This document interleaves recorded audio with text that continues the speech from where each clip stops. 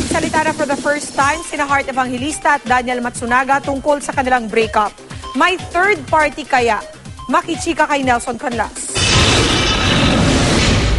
Sa premiere night ng indie film na Busong, natsyempohan ng GMA News si Heart Evangelista. Nandun ang aktres para sumuporta sa kanyang kaibigan at co-star sa Legacy na si Alessandra De Rossi na bida sa pelikula. Baka sa mukha ni Heart ang lungkot. Nakiusap siyang wag nang pag-usapan ang hiwalayan nila ni Daniel Matsunaga. Magiging maayos naman daw siya. Bigyan lang siya ng kaunti pang panahon.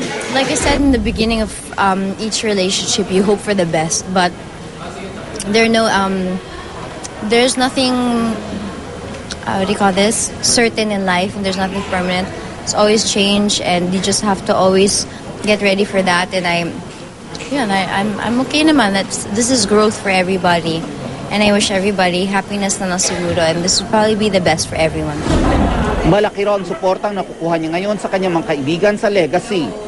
Super. Ayoko nga mag-end na kasi sobrang, mga angels ko sila sa buhay. They make me happy all the time. So, sana hindi na mag-end yung Legacy. Halos kasabay ng event ang Mega 20 Most Stylish, kung saan tumating naman si Daniel. Kung matipid ang mga naging sagot ni Heart tungkol sa breakup, nilinaw naman ni Daniel ang ilang bagay.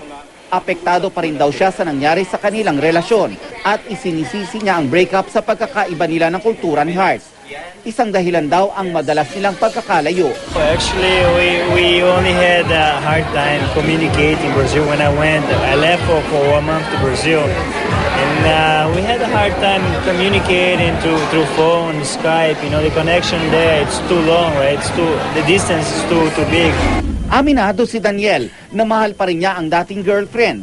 Sa ngayon, marami pa raw siyang kailangang ayusin sa sarili niya at patunayan kay Heart. She knows I love her, and she was always a great person to me. You know, she always had everything good to say. You know, a lot of positive things, never negative. I have nothing against Heart, and I'm sure we're always gonna be friends. You know? Nelson Canlas, updated sa Showbiz Happenings.